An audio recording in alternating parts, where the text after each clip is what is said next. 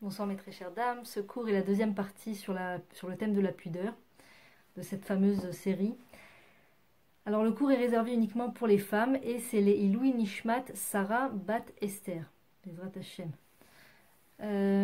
J'aimerais voir deux pans de la raison de la pudeur, de l'importance de la pudeur, deux pans que je n'ai pas encore, dont je n'ai pas encore, que je n'ai pas encore évoqués, mais qui me trottent dans la tête chaque fois, et chaque fois cela se- se- s'éclaire encore plus dans mon esprit. Donc j'aimerais tenter de débattre de la chose. Deux choses aussi, comment dirais-je, deux choses qui font extrêmement défaut à la femme, malheureusement, qui ne s'habille pas pudiquement. Une de ces choses-là est la gêne qu'elle provoque chez ses enfants, chez les enfants de manière générale, mais chez ses enfants. Il faut comprendre que les enfants sont extrêmement de nature pudique et les enfants sont gênés lorsque les parents découvrent les parties de leur corps. Ils sont gênés. Au bout d'un certain moment, ils s'habituent à tel point qu'ils peuvent en arriver à imiter justement ce manque de pudeur.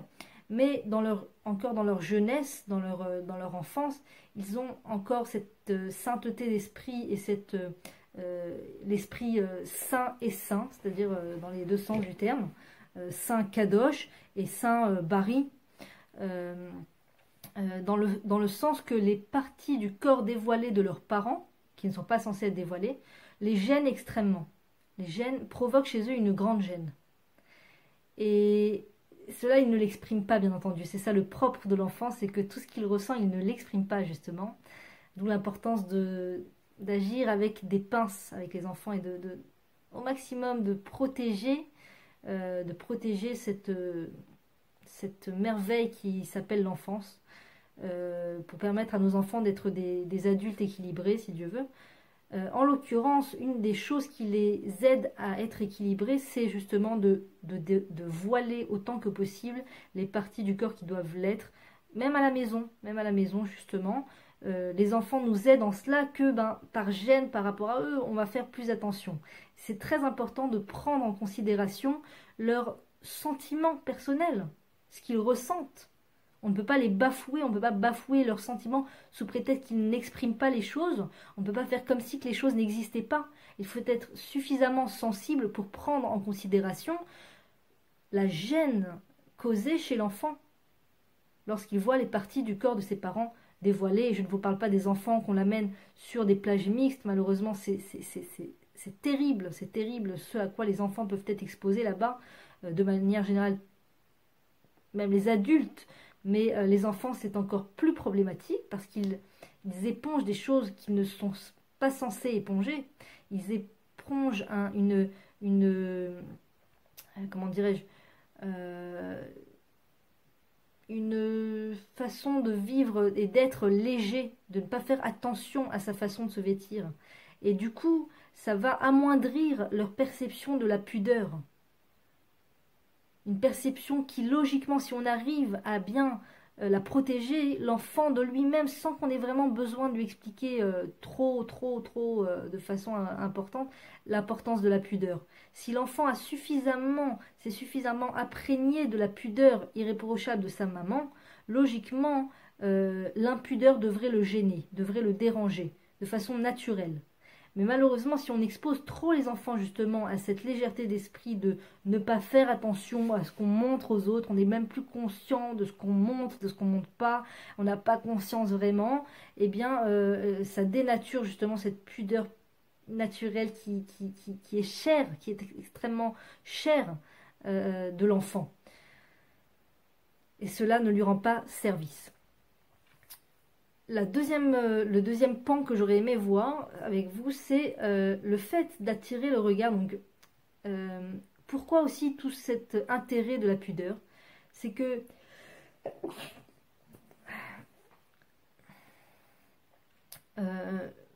le propre du couple juif, c'est le propre de l'intimité juive, c'est la fidélité des conjoints, la fidélité de l'homme et de la femme l'un envers l'autre. Et c'est la capacité à se concentrer uniquement sur son conjoint. D'accord?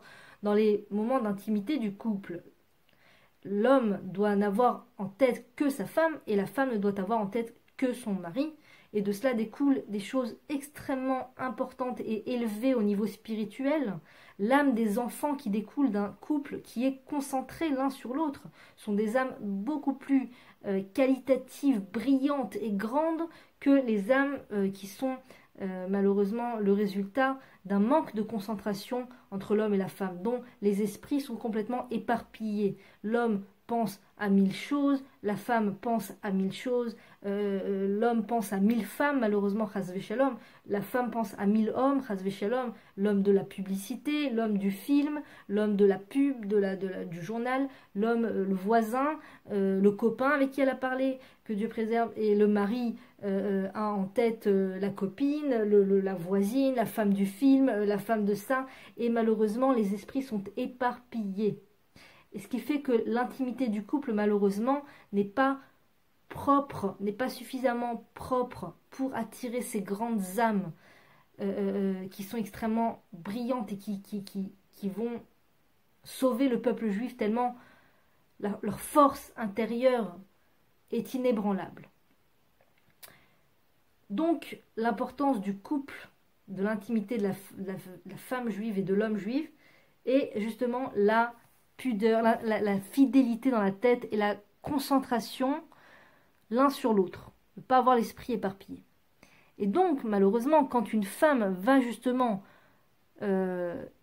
attirer le regard par sa façon de se vêtir, ou plutôt de ne pas se vêtir comme il faudrait, malheureusement, quelque part, elle vole l'attention d'autres hommes mariés.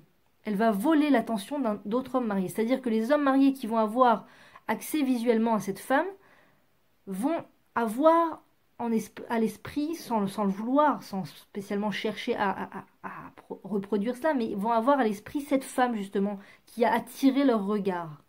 Et ces hommes mariés rentrent une fois chez eux avec dans la tête cette femme qu'ils ont vue et qui était extrêmement extravagante ou qui attirait le regard du fait de ne pas couvrir les parties de son corps. Et donc c'est quelque part, on vole, en s'habillant comme ça, on vole l'intérêt des hommes mariés, et quelque part on vole la fidélité du couple juif dont on a croisé le mari dans cet accoutrement. Donc ça va très très loin, ça va très très loin. Et on ne peut pas se dire que toute la responsabilité revient uniquement sur l'homme, c'est à lui de faire attention à ce qu'il regarde. L'homme doit bien marcher, l'homme doit bien prendre le bus, doit bien sortir de chez lui. Et ça serait vraiment lui mettre des bâtons dans les roues, ça serait vraiment le mettre devant un obstacle, ce qui est un grand interdit de la Torah. L'ifne hiver, lotasim mirchol. Tu ne mettras pas d'obstacle devant un aveugle. En l'occurrence, un aveugle, ça peut être un aveugle physiquement, et ça peut être un aveugle dans l'esprit, c'est-à-dire quelqu'un qui n'a pas conscience de la gravité des choses, ou bien qui ne s'attend pas à voir quelqu'un qui n'est pas pudique, et puis tout d'un coup, devant les yeux, il a quelqu'un qui n'est pas pudique, donc qui ne s'attend pas à ça. C'est comme lui mettre un obstacle devant les yeux, en fait. Et on est responsable, tout à fait, on peut dire ce qu'on veut, on peut avancer toutes les thématiques qu'on voudra bien inventer pour se permettre d'aller habiller légèrement dans la rue, d'accord ? On peut s'inventer, se tranquilliser de 1000 façons, d'accord ? Se trouver des excuses, etc. pour s'habiller légèrement. Le résultat n'en est pas moins que le fait qu'on met des obstacles justement devant ces hommes mariés, qui une fois chez eux, ont l'esprit éparpillé de toutes ces femmes non pudiques qu'ils ont vues. Donc, si on veut... après, la question, c'est de quel mouvement on veut faire partie.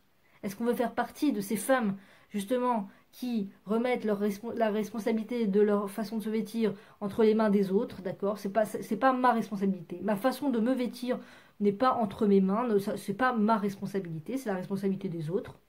Ou alors d'être cette femme, ce courant de femmes qui se bat contre ce laxisme latent, de se dire que je vois pas l'importance, d'accord ? Je vois pas. C'est pas si important, c'est pas si ça. C'est d'une extrême importance. La pudeur est d'une extrême importance dans la vie sociale du peuple juif et de toutes les nations au monde, puisque nous sommes, nous, le phare des nations. Le peuple juif est appelé par les prophètes le phare des nations. Donc nous sommes censés montrer aux nations l'exemple. Et donc si nous, femmes juives, on prend à la légère justement ce thème de la pudeur, on ne met pas suffisamment l'accent et on ne voit pas suffisamment l'importance dans ce thème de la pudeur, eh bien malheureusement on ralentit le processus du phare des nations, on, on, on empêche les autres couples justement de se construire au jour et à la lumière de la fidélité, on vole l'intérêt des autres hommes qui sont en couple, qui sont mariés, et puis soi-même on s'attire malheureusement beaucoup de défauts dans cette façon de vivre, on apporte énormément de défauts dans cette façon de vivre, parce que soi-même, je l'ai dit dans une précédente vidéo, ça nous rend dépendants du regard des autres, ça nous fait chercher toujours l'intérêt instantané de la part des autres, on ne va pas attirer l'intérêt par ses propos, par sa personnalité, par sa riche personnalité, par sa façon d'être, par son travail du caractère, son affinement du caractère, mais on va attirer instantanément le regard en montrant ces parties du corps, ce qui est une façon trop facile, quelque part, d'exister dans cette société. C'est trop facile. Et puis aussi, on s'enferme dans cette prison qu'ils appellent la femme objet, où on se sent toujours obligé de répondre à un certain critère qui ont été dictés par cette société extrêmement comment dirais-je, autoritaire concernant la mode. Et donc, hormis le fait que soi-même, on ne s'attire pas vraiment la bénédiction, d'un point de vue vraiment technique, et puis au niveau spirituel, ça je ne suis pas suffisamment... bon, mais c'est certain qu'au niveau spirituel, la bracha, la bénédiction est beaucoup plus présente dans la vie d'une femme qui va d'après les lois de la pudeur. Bon, moi je le dis, pas parce que je l'ai lu ni je l'ai entendu, c'est parce que je l'ai vécu dans ma chair, à chaque fois je le dis, mais c'est vrai, j'ai vu la bénédiction, les portes de la bénédiction s'ouvrir à moi et à mon couple et à ma famille, Dieu merci. Dieu merci, il y a les hauts, il y a des bas, je dis pas que la vie est un long fleuve facile, c'est loin d'être le cas, mais tout de même, j'ai pu voir de mes propres yeux les portes de la bénédiction s'ouvrir une fois avoir accepté sur moi le joug divin et le joug de la pudeur, justement, qui n'est pas du tout un carcan, qui n'est pas du tout un joug lourd, qui est un joug appréciable, et je ne serai pas prête à renoncer à 1 millimètre de ma pudeur au nom de quoi que ce soit, parce que cela m'apporte bien trop d'intérêt dans ma vie et bien trop de bénédiction dans ma vie, de bracha, Baruch Hashem. Et voilà, et hormis tout ce côté magnifique, il y a aussi le côté donc, que je voudrais, dont je viens d'évoquer, qui est le fait de voler l'attention des autres hommes. Cette attention ne nous revient pas. La seule attention masculine qui nous revient, c'est celle de notre mari ou de notre futur mari, mais c'est celle de la personne avec qui on a un lien marital. Hormis cela, d'accord, alors que c'est tout à fait répandu dans les scénarios de films hollywoodiens et dans les romans de tout bord, c'est extrêmement répandu que la femme soit une femme de charme, une femme qui attire le regard de bien des milliers d'hommes, d'accord? Sinon, quel est le rôle d'une femme si ce n'est que d'attirer le regard des hommes, si ce n'est que d'être charmante, si ce n'est que de plaire physiquement, d'accord? Quelle petitesse d'esprit, mon Dieu, quelle petitesse d'esprit, comment on peut réduire la femme à une telle existence aussi abjecte, et aussi si pauvre d'intérêt, cette façon de vouloir toujours charmer, attirer le regard, plaire aux hommes, bien que ce soit extrêmement répandu et accepté dans la société non juive. C'est une chose qui n'a pas du tout sa place dans la Torah, c'est une chose qui n'a pas du tout sa place dans le peuple juif. D'accord? Il est impensable que la femme juive attire le regard d'un autre homme que son mari. C'est impensable. D'abord, ça n'a aucune sorte d'intérêt. Aucune sorte d'intérêt. Cela ne construit rien de réel. Cela ne fait comment dire, entretenir une illusion que j'ai du poids dans cette vie. J'existe de par le fait que je charme les hommes. J'existe de par le fait que je vois de l'intérêt dans le regard des hommes que je rencontre. J'existe du fait que lorsque je rentre dans une pièce, eh bien tous les hommes ont le regard tourné vers moi. C'est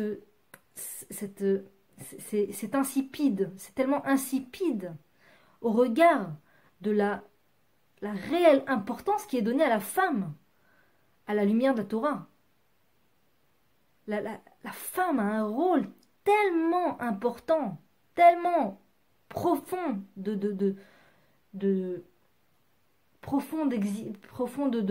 et existentiel.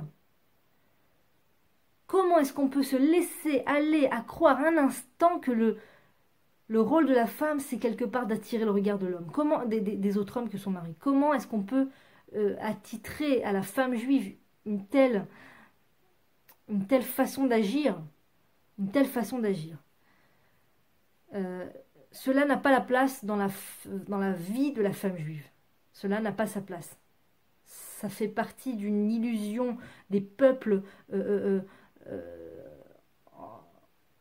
qui courent après une volonté de se remplir intérieurement, tellement le vide est grand, d'accord?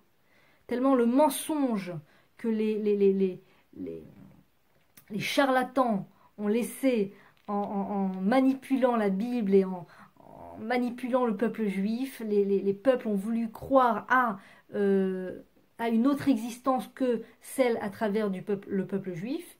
D'accord? Nous, on peut exister de par nous-mêmes sans le peuple juif. On n'a pas besoin du peuple juif, on n'a pas besoin de sa Torah. D'accord? On a un intérêt, nous, de vie. Et cet intérêt est tellement insipide, tellement vide, qu'il tente malgré tout de courir après une volonté d'écrire une femme objet, une femme de charme, une femme, ou alors une femme très féministe, qui est sur tous les rangs, bon, enfin, rien de vraiment concret et rien de vraiment réaliste, rien qui n'a de sens. D'accord? Un manque de sens total. Un manque de sens total quant à la définition de ce qu'est la femme.